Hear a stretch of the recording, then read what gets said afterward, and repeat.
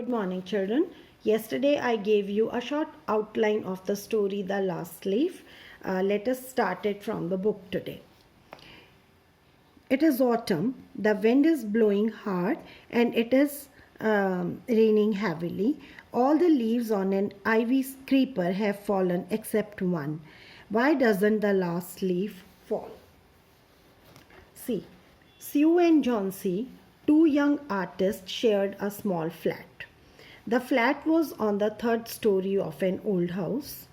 Johnsy fell very seriously ill in November. She had pneumonia.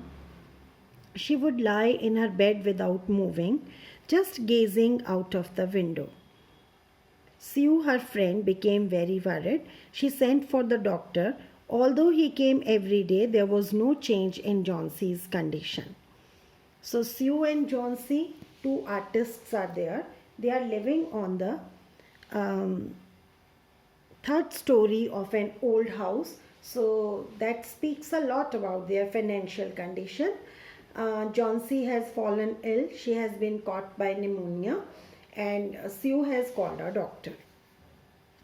One day the doctor took Sue aside and asked her, "Is anything worrying Johnsy?"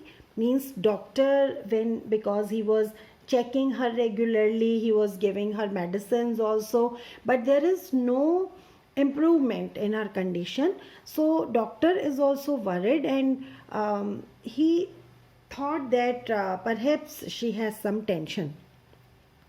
"No," replied Sue, "but why do you ask?" The doctor said, "Johnsy, it seems, has made up her mind that she is not going to get well. If she does not want to live, medicines will not help her. That Johnsy has lost hope for living. She has made up her mind. She has thought that she is going to die. So this is the reason that medicines are not bringing the desired result." Sue tried her best to make Johnsy take an interest in things around her. So what type of a friend is Sue? A true friend, very caring, very loving. She talked about clothes and fashions, but Johnsy did not respond. Johnsy continued to lie still on her bed.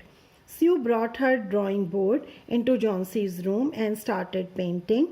To take Johnsy's mind off her illness, she whistled while working. So Sue is doing a lot to divert her attention from pessimism. She wanted to make Johnsy optimistic about life. She is talking to her about clothes and fashion. She is whistling, but there is no effect. Suddenly Sue heard Johnsy whisper something. She quickly rushed to the bed and heard Johnsy counting backwards. She was looking out of the window and was saying 12. After some time she whispered 11, 10, 9, 8, 7. Sue anxiously looked out of the window. She saw an old ivy creeper climbing halfway up the brick wall opposite their window. In the strong wind outside, the creeper was shedding its leaves.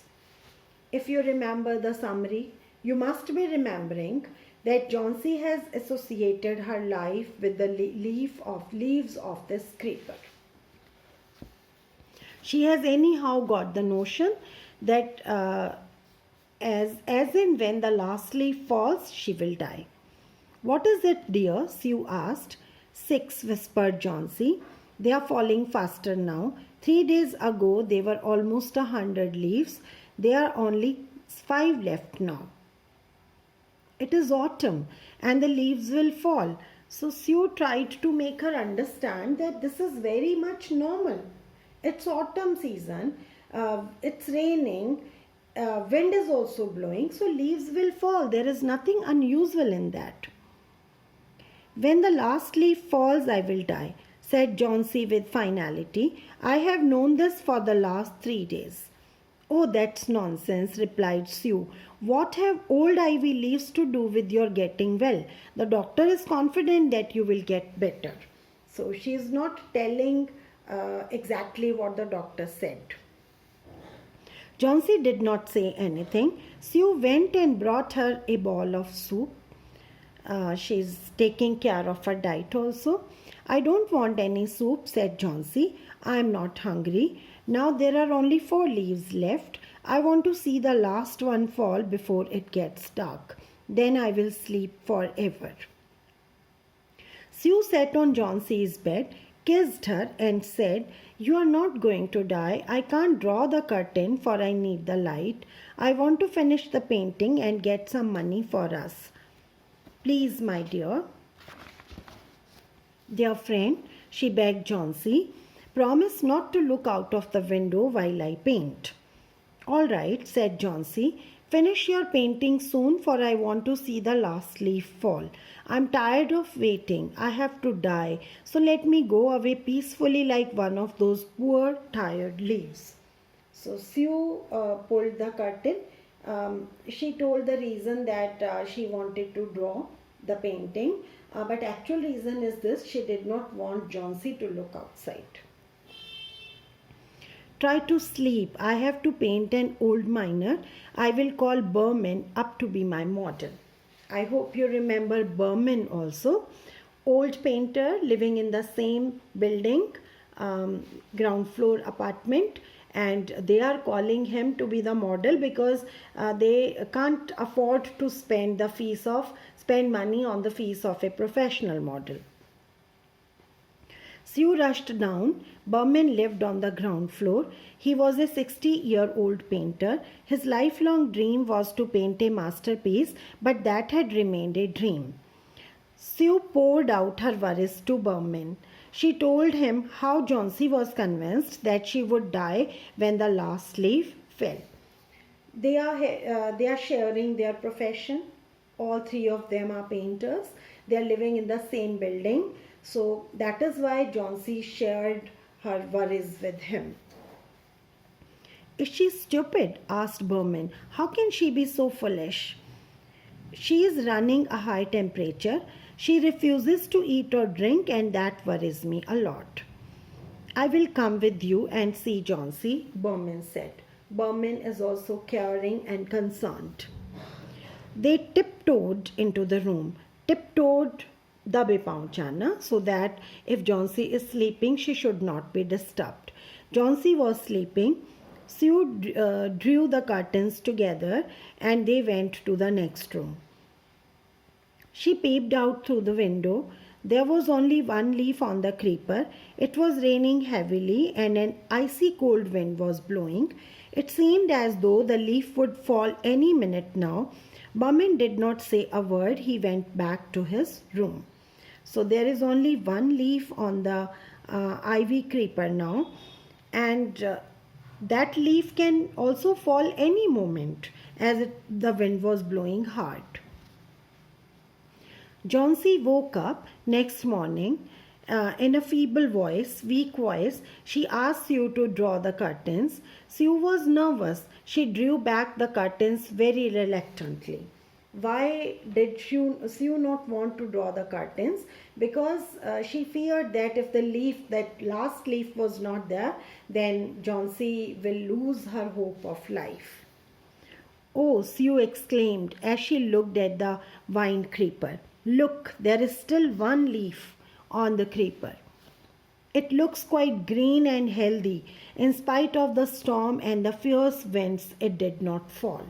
So Sue is speaking as if she wanted to tell Johnsy, as this leaf fought with the wind and she did not fall, she has also to fight with her illness and she has not to die.